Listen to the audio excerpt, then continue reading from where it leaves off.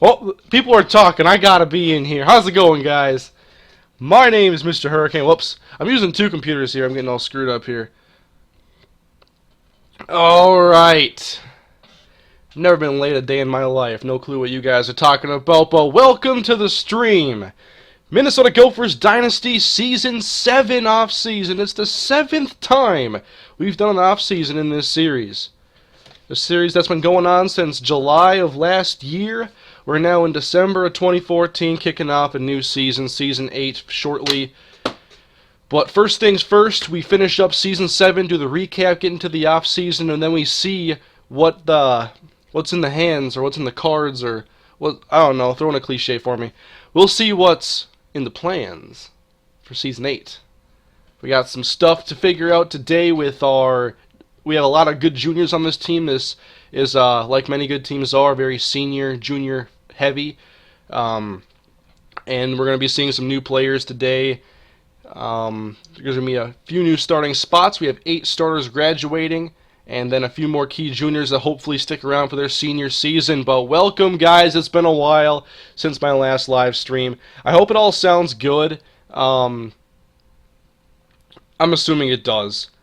Kane has a mustache. Yeah, I haven't shaved in a while, but I really can't grow facial hair anyway, so I was hoping y'all wouldn't notice, so I didn't shave. It's not real facial hair, though. But anyway, getting a few intro summaries out of the way, and then we going into the off-season, just letting this bad boy fill up. As we have, what does it say right now? On my screen it says 180 watching in the stream. I posted the video a little bit later than I wanted to, announcing, and I should probably put this on Twitter quick. So, yeah, just buying time. People will get in here, and then we'll get going with the live stream. But thank all you guys for showing up. Let me hit Twitter up quick, get the people in here that need to watch the stream.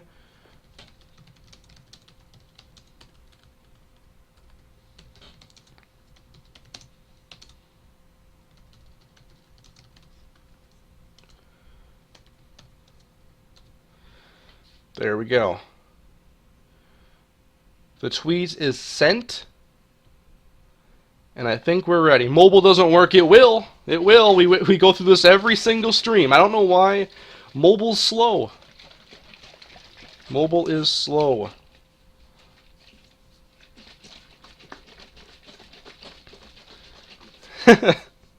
NCAA Football Ultimate Team after the stream. I haven't played that in a while. I played it last year sometime around December, January time, but it's been a while. That Donovan McNabb, though. Oh, it's been a couple months since I last streamed, but we haven't forgotten about that, huh? It ain't McNabb, guys. It ain't McNabb. You guys want proof? It ain't McNabb. Never will be. Mobile's working for me? Okay, yeah, it should be loading up for people now. But if you're on mobile and you're just tuning in, you didn't miss anything besides me ramble on, which is like the first 10 minutes of every stream. So, it's called buying time. It's like rolling out of the pocket, evading the rush. That's all I'm doing right now. He froze. Get a haircut, Tim. You know, I actually need one. I don't like my hair being long at all. Like, if it's long enough where it has the possibility of even being, like, somewhat messy or whatever, then it's too long. I don't have time to sit here and worry about hair, so I try not to have any. It says 443 viewers right now.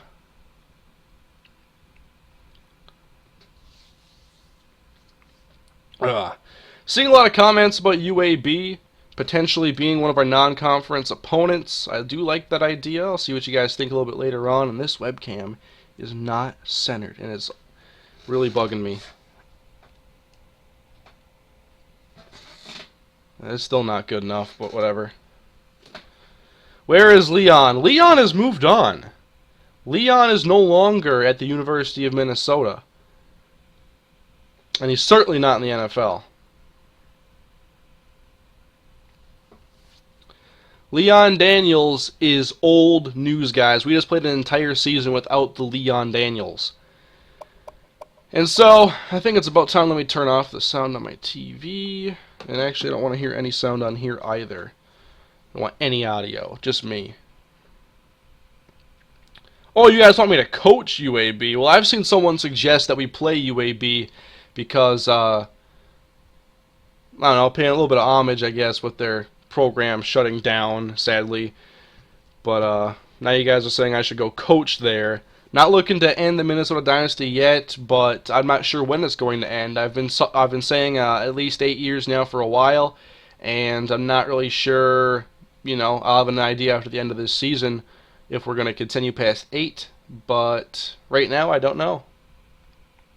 So anyway, it's been a few minutes now. We're going to get into the recap. Season 7 is over. We finished with a 12-2 record for the second straight year. However, this time around, we lost one of our games in the Big Ten Championship, and that put us in the Capital One Bowl rather than the National Championship that we were in last season. And so it's a little bit of a step down. It was still, I believe, a BCS Bowl. I'm not really sure how that all works. But for a 12-2 season in this bowl game and a victory to be somewhat of a disappointment shows how far the team has come. We finished, as I said, 7 seasons, and we've taken a lot of steps to becoming a really good team. And so you can see what's happened in the last 4 years. We've won a bowl game in each of them, and we just continue to get better, basically. And so a 60-34 record now will play game 100 in Season 8. It's been a long series. It's been a fun one. Actually, I've never gone even this far into a dynasty or a franchise prior to doing YouTube either. This has kept me interested, and I'm not even slightly bored of this series. And so, thinking about ending it at Season 8, you know, it's not something I look forward to or anything like that. If I'm still having fun, it's probably going to continue. And if you guys still enjoy it and you want more, it's probably going to keep going. Capital One is not a BCS Bowl. Yeah, I don't know. It was a good bowl, though. Not bad. Alright, so we're going to go look at the schedule and the stats, and then we'll get moving on to the offseason.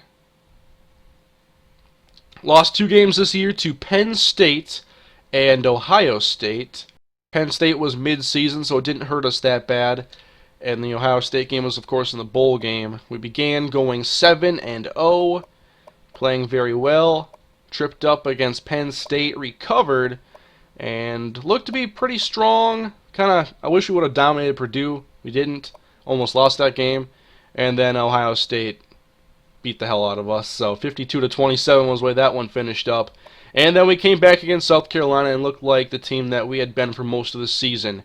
And we won 27-12. And I thought we could have scored a lot more in the second half, but South Carolina's defense stepped up. So another 12-win season. Look at some stats now. We had a couple guys break out this year and have monster seasons. 2 of them were Maurice Pratt and Terrence Johnson. Andy McKenzie returned after his broken tailbone in Season 6, and he looked like his old self. Stats look very similar. 26 touchdowns to 16 interceptions, and a 72% completion percentage. Even more accurate than he was 2 years ago as a full-time starter. The rushing stats are screwed up because in college football, for some reason, they take away rushing yards from a quarterback when a quarterback is sacked, which is completely dumb. But we probably haven't used him enough as a runner. I mean, you can see it's evident by how many rushes he has of 20 or more yards, which is none. So, obviously, we should probably find ways to use McKenzie on the run, but after the tailbone injury, he became a pocket passer. And he was a pocket passer prior to that. And he had 2 tackles because he does it all. He can also play receiver, but I don't let him. Alright, let's move on to running back. Alonzo Holland. Finally, you guys, a 1,000-yard rusher, the second in this dynasty. I put some stats on Twitter like a week ago, and Roderick Williams had eclipsed 1,000 yards in Season 3 or 4. And since then, we've had guys come close. In Season 6, Holland and Martindale actually had over 900 apiece. So we seem to always get close to 1,000, and this year Holland was able to surpass it. Maurice Pratt, he became a huge player on this team as a role player. 567 rushing yards, 7.1 a carry, and 6 touchdowns. Led our team in rushing scores. Got any fumbles on here? Pratt had 2, Holland had 1. And Pratt also had 60 6 rushes of 20 or more yards. Alonzo Holland had a good year. Aaron Higdon was one of my bigger mistakes of the year. Not redshirting him. I thought he would have a bigger presence on the team, but the emergence of Pratt made him the role player instead of Higdon. And I didn't think Higdon was great when he did play. I don't think he broke as many tackles as I wanted. He had 29 yards after contact on 23 carries. I want to see that average go up in next season because Pratt and Holland are both graduating. Terrence Johnson ran some jet sweeps. David McClelland also became a role player, a two-way player. He's playing third cornerback, it was third, and also he was the number 4 receiver. And then a few carries here and there. I only gave 6 to Matt Pierre. Seemed like I thought I gave more, because I think I remember all his carries, but apparently only 6. And apparently I handed the ball off to Vincent Walker one time. Must have been out of the diamond. I handed it off to Vincent Smith out of the diamond too. Jared Rollins, Lee James. Let's go to receiving. How about this guy right here? Beginning of the year, after we had graduates last year, Doug Duckett was the big one. Who was going to fill in at wide receiver? Martin Parker was the only guy who had established himself, who only played one season, had like a 56-catch year or something like that. But then Terrence Johnson decided that the second half of the year he's going to take over the entire Big Ten. And I wish we could see the splits right here, his first 6 games versus his last 6, or last 8, because he played 14 games. But I think if you take that average from his last 6 or 8 games, he probably has like a 90-catch, 1,200-yard season. And I think next year he could be huge, because we know what he can do now, and he's going to get all the snaps and a lot of looks in the passing game. It says 11 touchdowns. It's actually 10 because for some reason they gave him one in the Big Ten championship for a first down he converted between the 1 and the goal line. Kind of screwed up, so it's a 10-touchdown year.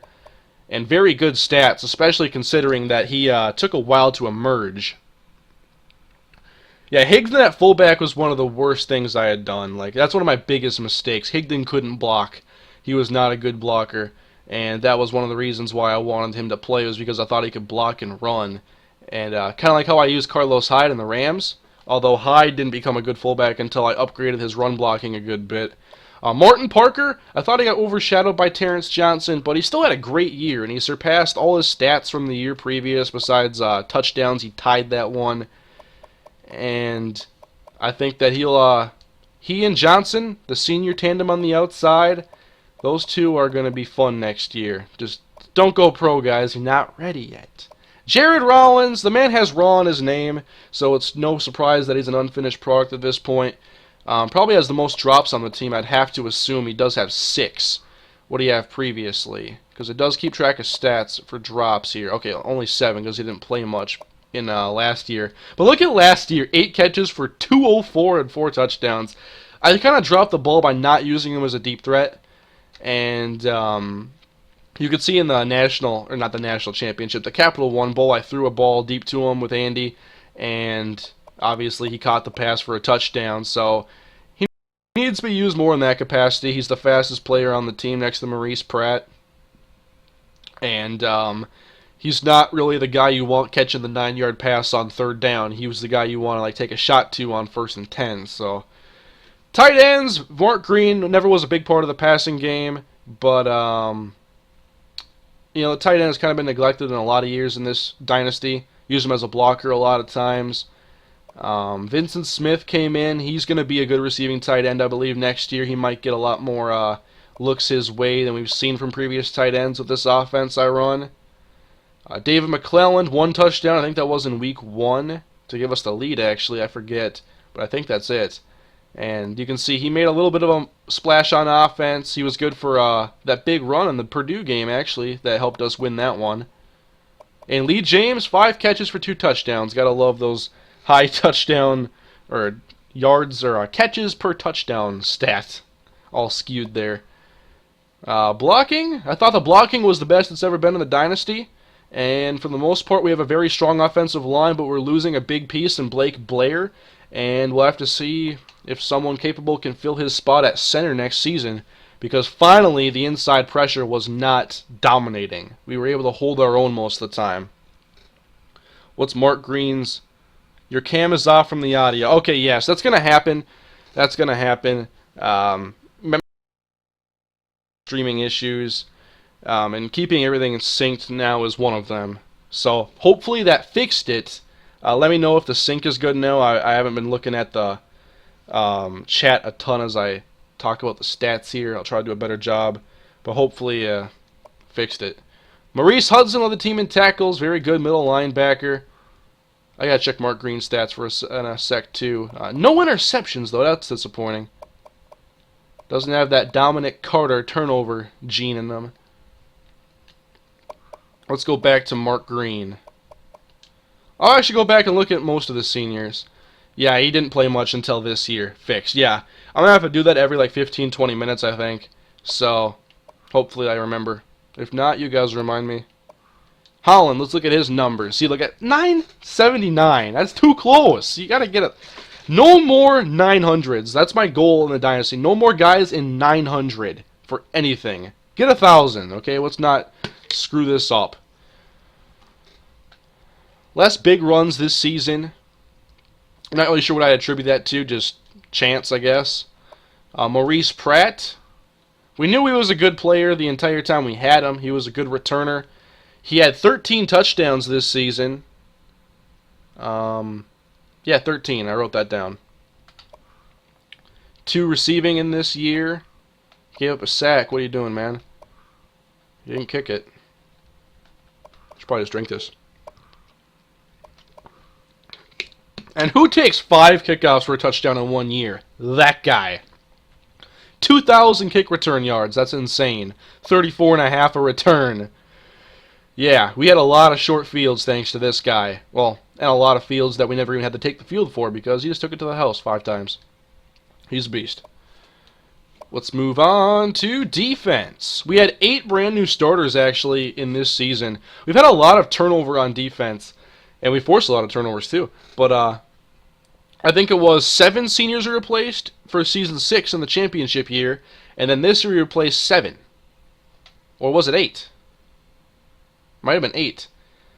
But there were a lot of new starters, and I think the defense held their own. They played better earlier in the year, I thought, against the run. Our last 3 games, I'm not sure what happened. We just stopped playing well against the run and gave up too many 9 and 10 yard carries. It was just ugly. But one guy who was awesome this year, one of our new starters and a freshman All-American, is Greg Kelly.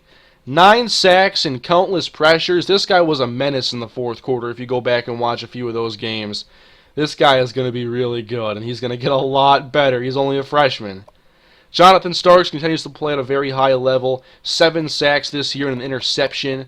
Ben Alexander, good defensive tackle. He got 3 sacks. Jason Harper, he was a JUCO transfer. He had 3 sacks. Here are the rest of the numbers down the line. Let's look at interceptions. Jared King comes alive with 7. He was the nickel corner last year, as we had 2 seniors graduate after season 6. And he played very well. 7 interceptions, a lot of turnovers, obviously. And Joe Bennett joined him on the outside. He had 3 interceptions of his own. He's going to be the number 1 probably going into next year, and I've had high expectations for him ever since I recruited him. Taylor Larson played well after 4 years of Andre Gaines starting. And you can see he played actually more his sophomore year than freshman or junior. Yeah, let's get through this. I know I've taken too much time. Oops. But yeah, I thought Larson played well, although he gave up a few deep balls by not playing his zones well enough. So we'll see if we get the safety play a little bit shored up. Joe Bennett, 3 interceptions. Up and down play, I thought, but I'm assuming that next year I think he'll take over the number 1 role nicely. Corey Boyd, this guy was a monster this season, and who knew he was so good against the run? 2 interceptions. I wish they could see how many times he made a run stop within 3 yards of the line of scrimmage. This guy was so good. Why do I keep going to kicking stats? But yeah, Boyd is one of our best players on defense, without a doubt. David McClelland, playing a little bit of cornerback. He had 2 interceptions, 1 for a touchdown and a forced fumble. He was all right in coverage. Let's see the forced fumble numbers. Jonathan Starks has 4 because he's probably our best player on defense. Or At least now there's a conversation about who's the best player on defense, because Greg Kelly's awesome, Corey Boyd. We got impact players at all three levels of the defense, so I'm hoping that next year with all three of those guys still here, hopefully. Don't go pro, Jonathan. You're not ready yet. Got to bulk up. You're 198. But we got impact players all over the place. And I think that's about it. I'll take you guys through the... Whoa, my laptop is like yelling at me right now. Alright. Let's go All-Americans quick, and we'll go through this. Oh my god, it's MrHurriicane streaming. Long time no see. Yep, it's been a while. Obviously, been a little bit busier with trying to run the 2 franchises in the Dynasty. But I think that once I finish up Rams, I'll be streaming a little bit more. That, and I'll be honest, I've been playing too much Battlefield lately. I like playing Battlefield. Anyway, I don't know why we never get any love on offense when it comes to All-Americans. But on defense, this is where it is. Look at that. Jonathan Starks, Jared King, Corey Boyd, Taylor Larson, Shane Wood, the kicker, and Maurice Pretter, all first-team All-Americans. Second teamers, Blake Blair on offense, the only guy getting some national recognition here. Ben Alexander, Maurice Hudson. Freshman All-American, Zach Turner, our left tackle. Greg Kelly, and Reggie Carter, and Shane Wood for that matter. Carter didn't play as splashy as I thought he would, but he definitely held his own. I like Carter. Let's go Big Ten All-Conference. Blake Blair, Greg Kelly, Alexander, Starks, Hudson, King, Boyd, Larson, and Wood, plus Pratt. Second teamers are Terrence Johnson, so we can talk about his all-conference bid next year. Joey Williams, Brad Carter, David McClelland, and Joe Bennett. At least 3 draft picks this year. I think we have a shot to have some real good draft picks. Last year, who was it? Doug Duckett went in the 7th. Was he the only one? I forget. I know Duckett was a 7. But I think that's all I needed to look at from here. I don't think I was missing anything else to look at. And so, after all this rambling, we're ready to go on to the offseason. Guys, goodbye to Season 7. Hello, Season 8. Are we ready to go, guys? Last year was Duckett and Matt Smith. Yeah, didn't Matt... Or John Meyer. Yeah, John Meyer, I think, got drafted. You're saying 3rd. I thought Martindale would get drafted. I'd draft Martindale. But NFL thought otherwise. You missed the Heisman? Oh, you want me to check out the awards quick? Alright. That's why I took my time there. Waiting. Award winners.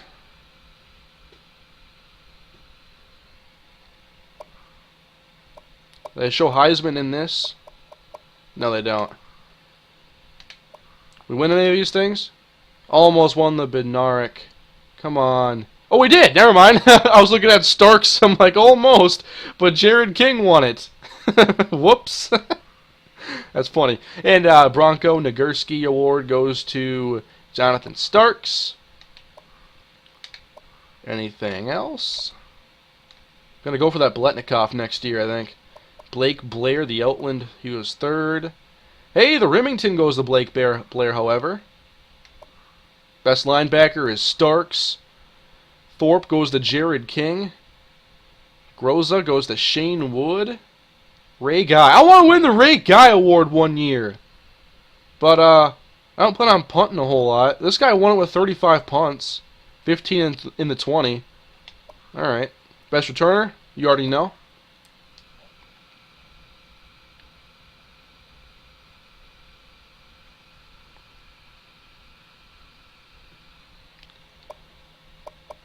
And Heisman winner. The winner of this year's Heisman Trophy is Andrew Fitch, quarterback, senior, Texas Christian University. Let's look at his numbers. This is what it takes to win the Heisman. 35 touchdowns to 9 interceptions. On the ground, he also had 9 more. He had 737 yards rushing. That's really good considering that sacks take away. You have any tackles? No. Here's the rest of them, too. Michael Cannon. That's one hell of a name. We need a Minnesota player to win the Heisman.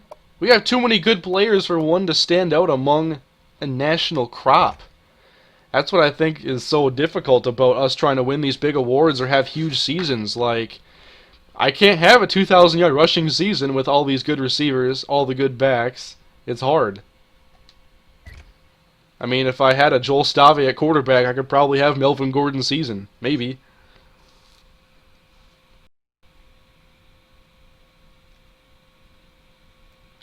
Alright, so simulating ahead to the offseason, guys.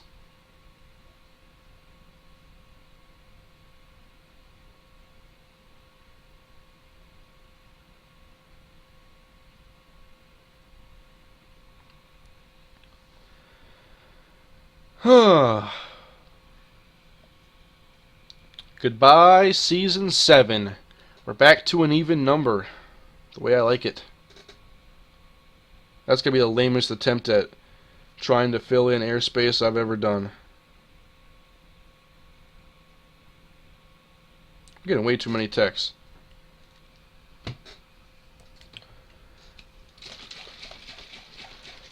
Alright. And now that we're going to the off season, you gotta think. Or you gotta be at least thinking about if any of these juniors could go pro. Andy McKenzie, Jonathan Starks, Martin Parker, Terrence Johnson, Corey Boyd. There are some good juniors, and hopefully there'll be good seniors here.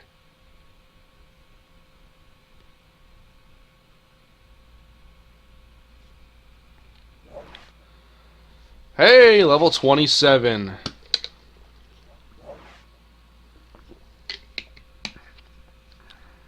A lot of records here, guys. I'm assuming. Most passing touchdowns is 26. Come on, Minnesota. I assume we have a lot more records. I will promise them anything to come back to Minnesota. I'm gonna need y'all to like avoid the BMW dealership and don't say anything. A few houses just came off the market.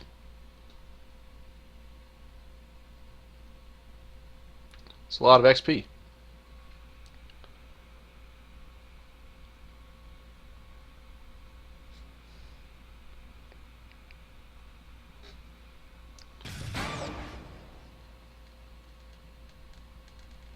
Please stay here for at least another contract. I still have 3 years on my deal. And they want to give me a 5-year extension. I'll sign that.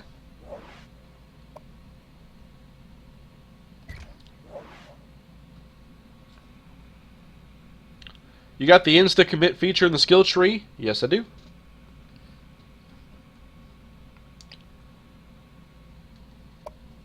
That's the coaching carousel. Hey, did I accidentally not make it? I want to see who won the national championship, maybe? I skipped too far. I may have did. Alright. Coaching carousel. What's shaking in the Big Ten? Texas is hiring, so was Oklahoma. Bob Stoops was fired. Mac Brown had retired. Unexpected jobs. Filled positions.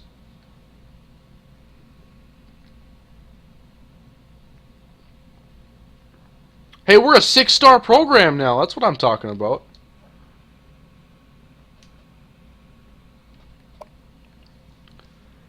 We'll advance to the next stage. This is the big one right here, guys. This is the only slightly nerve-wracking part of the stream. Players leaving.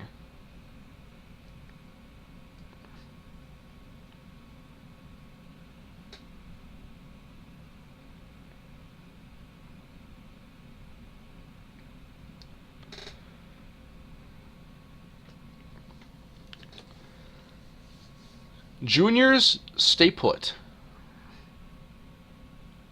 6 stars, nice. Where did you start off? I want to say 3. I think 3.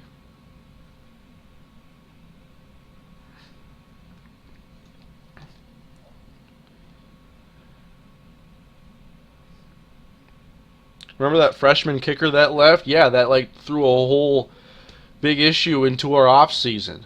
Alright. Coaching changes, first things first. Let's go Big Ten. Brett Bielema is still at Illinois. We'll look at head coaching only. Paul Chryst is now head coach at Wisconsin. Otherwise, nothing is changing. Let's check ACC. Jimbo Fisher still at FSU.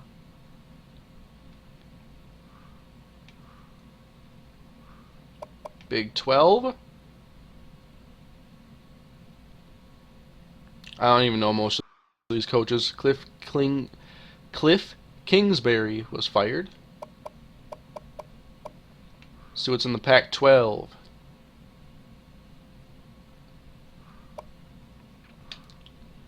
I was looking for anything big going on. Hey, they just fired Will Muschamp now to hire Mike Leach.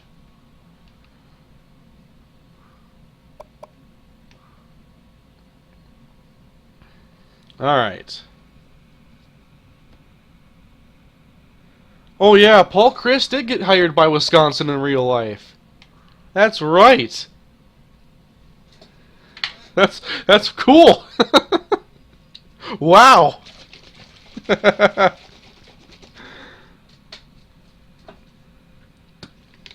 me on.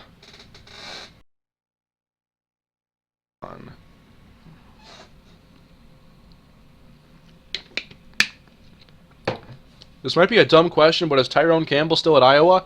I don't know what happened to him. I think he disappeared. That or he went pro or something. I don't know what happened.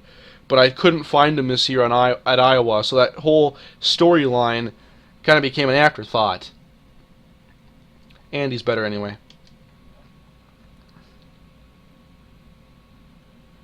Alright guys, is the sync better now?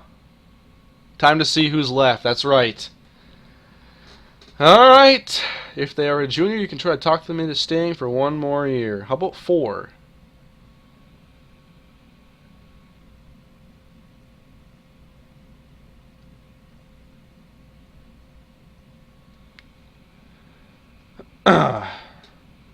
Is the sync all good now, though? I think so. Alright, guys, players leaving. One of the biggest parts of the live stream. Okay, we got some stuff going on here. Terrence Williams wants to transfer. Aaron Higdon wants to transfer to UAB.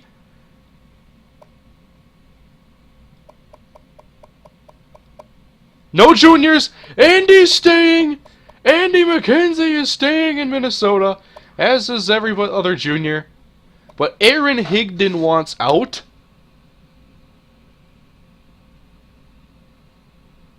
Wow. And we were just talking about playing against UAB.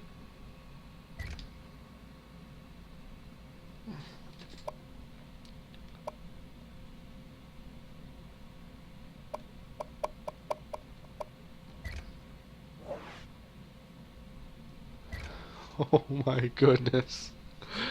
I could promise him 150 carries. Give me till the end of the week. I'll say you'll catch 25 passes. Oh my god, Aaron Higdon's gone.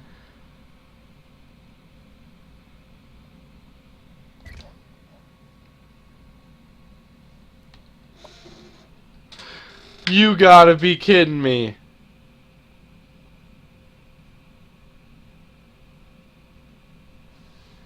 Aaron Higdon. Oh my goodness. Something always happens. We just lost 3 running backs in an offseason. Our top 3 running backs are gone. Well, we don't have to watch him play fullback anymore, that's true. I had plans for you, Aaron Higdon. So are you playing UAB? Well, he has to sit out a year, I'm pretty sure, so I could only play him in Season 9.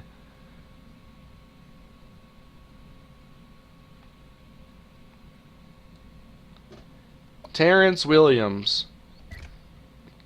To be honest, I can't even... I could try saying that this guy will play. Don't try to talk me... Alright, bye. Bye, Terrence Williams. Okay. But we have 4 guys projected to be drafted. Actually, Mark Green could be drafted. Stephen Cooper... Or, I always say Stephen Cooper, I don't know why. Spencer Cooper could be a Matt Castle. Never start a game in college and still get drafted. So, basically, guys, out of all our running backs now, they have a total of 6 carries in their career. All of them belong to Matt Pierre.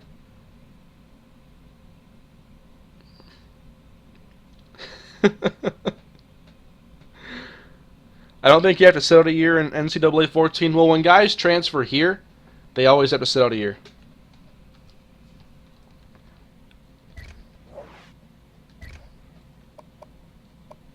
Well,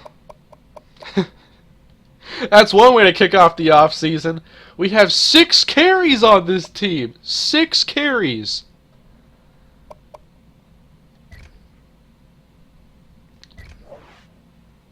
Who wants to transfer here?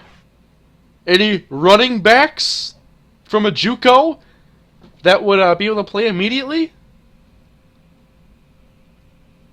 Where did Cordell Patterson play? I forget what it was. I forget his community college name. Draft results. Let's look at transfer requests first. I bet Higdon steals crab legs. That's shake my head. Wow. Transfer requests. Oh, you don't want? Nobody wants to come here. As usual. Draft results, guys. 4 guys got drafted, all 4 of them. Maurice Hudson, Spencer Cooper's the new Matt Castle, Ben Alexander, and Mark Green. All were drafted. Not Alonzo Holland, not Maurice Pratt. Probably priority free agents, though.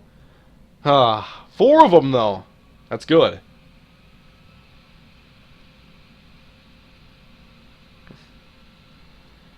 Whoops.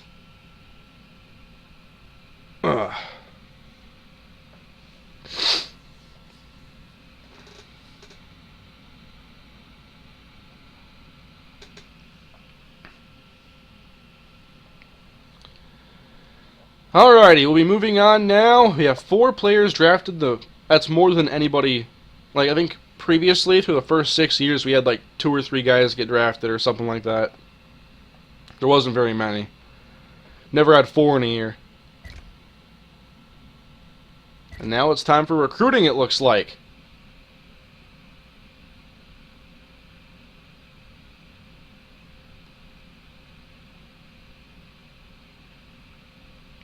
How did Pratt and Holland not get drafted? Probably because running backs. There's probably a lot of really good running backs that get that are seniors, and I'm not sure how much stat production plays a factor.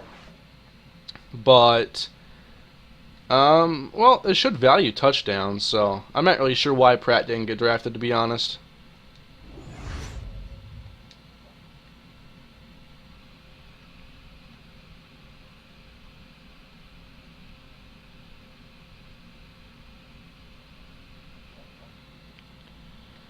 So we've made it to recruiting. Can we take a look at the roster first? Like, I want to show off our running backs now.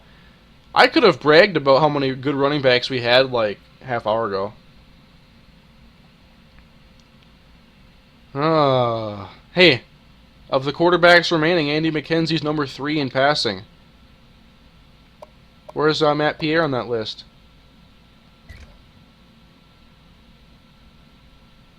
Let's look at career records. Let's look at career. Andy McKenzie, 52 touchdowns. And now running backs. Okay, no, Matt Pierre has 14 carries. He had more last year than this season, I guess. So 14. That's it. All our running backs combined for 14 carries, 75 yards, no touchdowns. Okay. Next year's going to be a very interesting year. I already knew it was going to be a lot of new faces, but I figured Higdon would at least help us transition and give us a power back.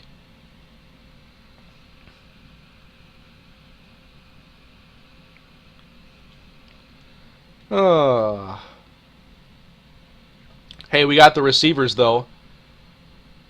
And Parker, Johnson, and Rollins are all seniors. And so is Vincent Smith. And so is David McClellan. Who's left after next year? If we play Season 9, Henry Hooper's going to be gone, too! I told you it was very senior and junior heavy.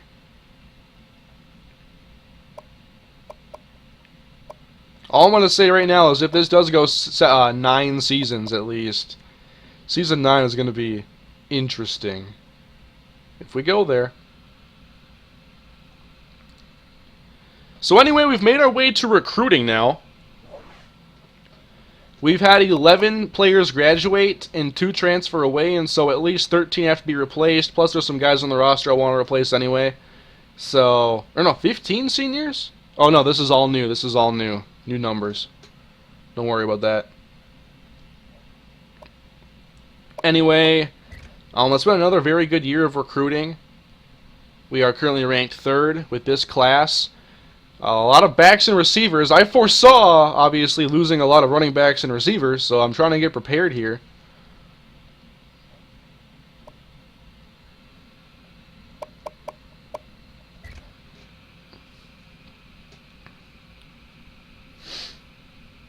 You should play UAB at the Kibbe Dome. I like the Kibbe Dome. That place is sweet.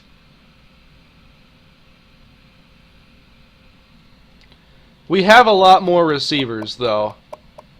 I mean, it's just going to be a matter of development for them. Jacob Smith, Dedrick Sullivan, the 6'7" receiver. How much speed this guy got? He's got speed. It just takes a while to get up there with that 71 acceleration. Guy can make a spectacular catch, but he's not very good at the easy ones. And he can run routes. So, there's some potential here with Dedrick Sullivan. Rocky Warren, 6'1", 202. This right here screams possession receiver, but he'll take some development definitely. Doesn't have one redeeming trait. Just kind of average at everything. Let's go down to Jacob Smith. This guy was a 5'11" receiver, and he's kind of in the same boat, but he's just more polished than Rocky Warren. The backs, Kyle Gore and George Brown. Brown can break tackles better than Gore, but Gore has a little bit more speed and agility. Andrew Peterson, run blocker. Dwayne Miller, punter. He kicks the ball. Chris Carpenter, balanced guard. He'll be very good. Ricky Jack, another good pass rusher. I think he's kind of in the mold of, no, not Greg Kelly necessarily. No, not with those measurables. Those are receiver measurables. You ever thought about playing wideout? Anyway, he's got the skills to play defensive end. Jimmy Russell, middle linebacker. He has the speed I look for, but needs to get better for at run block or run stopping. It looks like developmental prospect. Tim Bailey, strong safety. Kind of average all-around safety, which is just fine for now. And so we have 15,000 points remaining.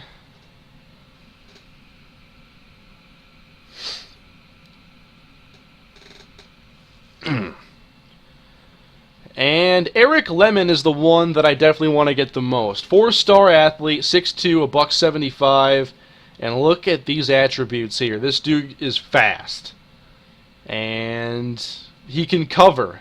He can play man, but he's even better at zone. He could play cornerback, but right here, this guy could be a good cornerback, but I think he could be a great safety.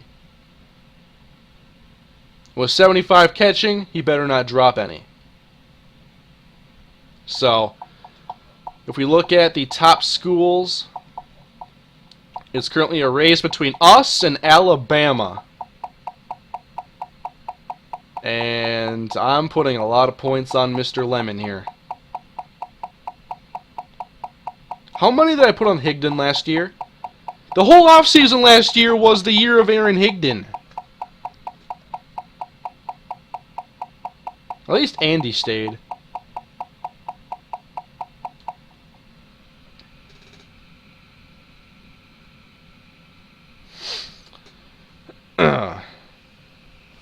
Almost 1,000 people watching the stream right now. Thank you all for coming today. Someone said I put 8250. Multiple people said 8250 on Higdon. Yeah, that's how bad I tried.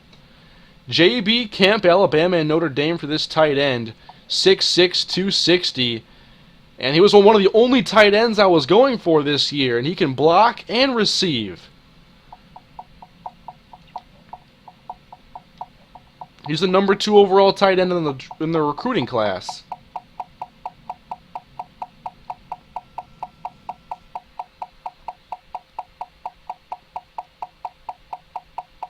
Putting a bunch of points on him and Lemon.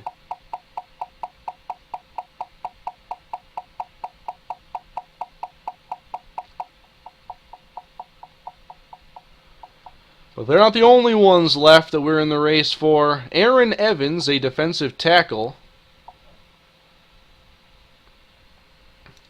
Hopefully a good run stopper at over 300 pounds. Tackle Van Ford, 6'8". And a very good run blocker. We're in a race with Tulsa, Auburn, and Penn State. Another guy I'll dump some points into.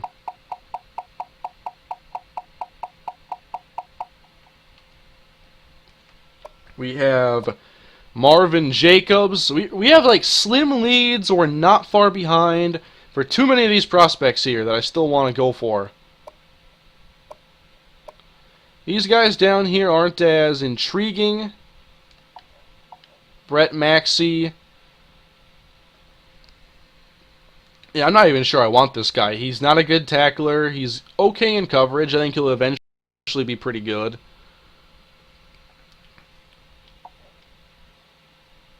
We'll see if we can get an insta-commit. Nope. Dennis Cannon. Never even scouted this guy. Let's go for it.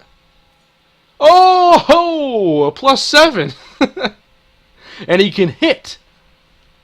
And his name is Cannon. What's this look like? Oh, we have the lead. Ooh, this one's iffy.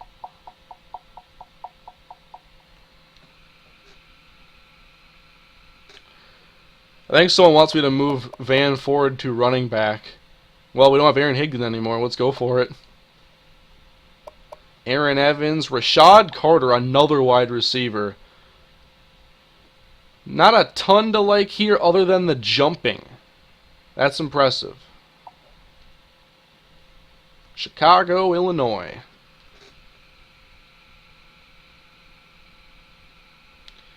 Yeah, that safety is 6'6". I forgot about that. I think that's why I put him on the recruiting board. Because this guy, yeah, Cannon's getting some more points.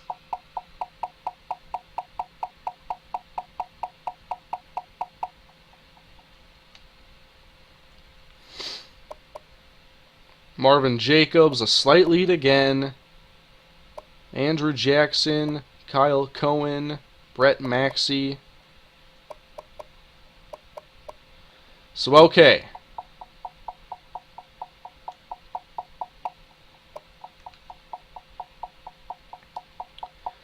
I'm not sure how aggressive Alabama's going to be for Lemon.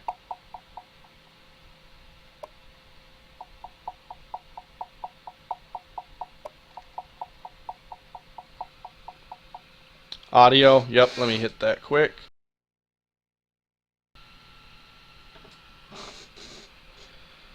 I can't believe Aaron Higdon really transferred, though. That is ridiculous.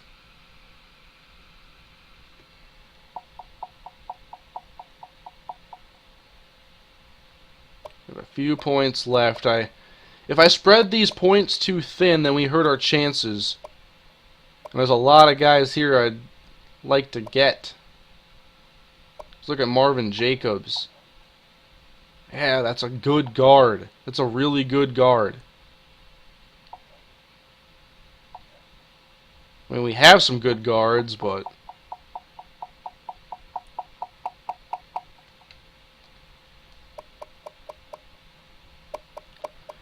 we have a few points left.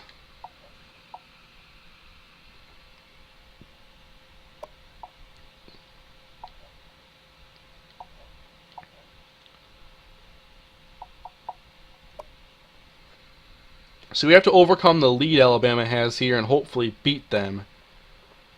We have to overcome Bama here too.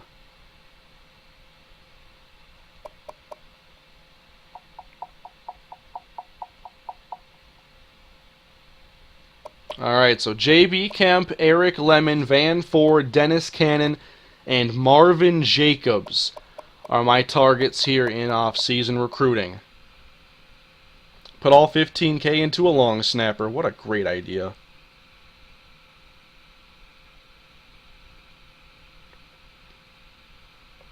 If Lemon plays free safety, he is going to sit a year, then transfer. Well, strong safety is going to need a new starter this season.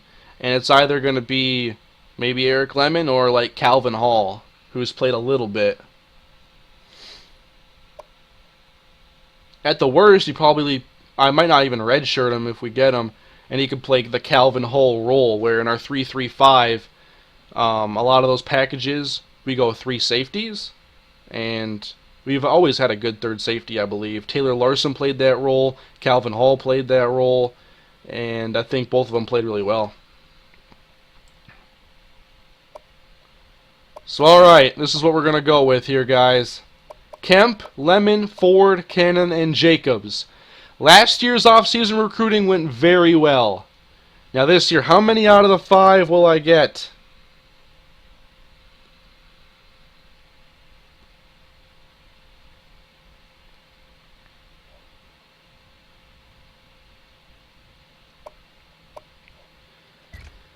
We're advancing. Signing day. Here we go. And my laptop is dying because I didn't grab my cord. Sweet.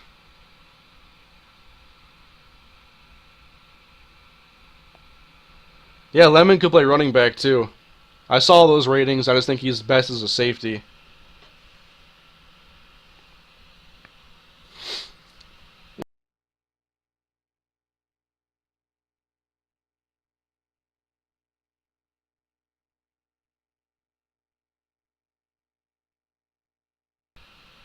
Alright.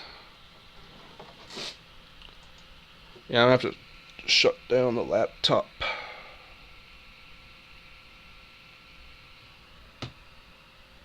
One second, please. Alright. Okay, we got a couple. We got Lemon and Rashad Carter. I think we only got 2 out of the big 5. Or 1 out of the big 5.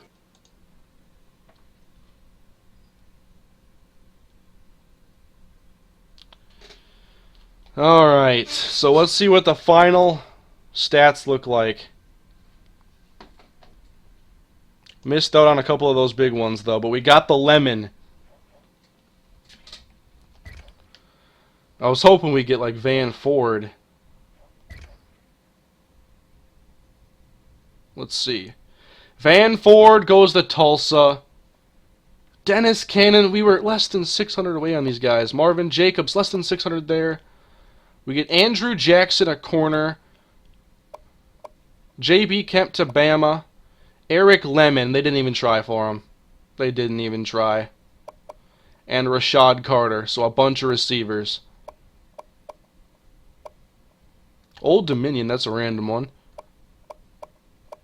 Van Ford. Come on, man. Dennis Cannon.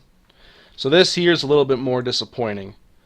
Recruiting is very hard to predict what's going to happen. I've seen the same strategy work sometimes and fail others. It's just not an exact science that I've figured out yet. But it's still a good recruiting class. Slightly disappointing because there were some really good players out there, and out of the big five I wanted, we only got one. And the guys I really wanted, they go to Tulsa and Louisiana Monroe. Like, you could have gone to Minnesota and played for a national championship potentially. Now we're going to play against this guy right here, Marvin Jacobs.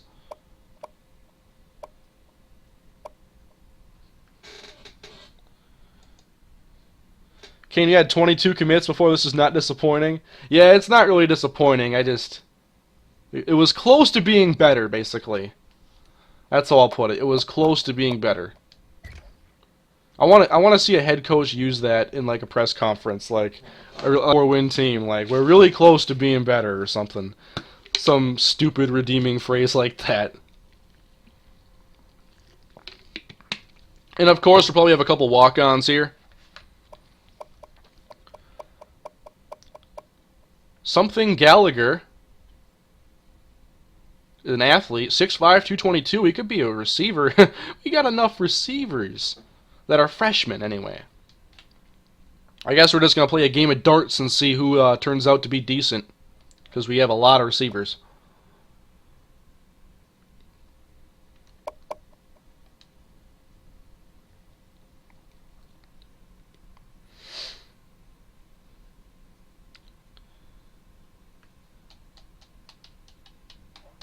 Yeah, LSU got 5 stars. We played them last year.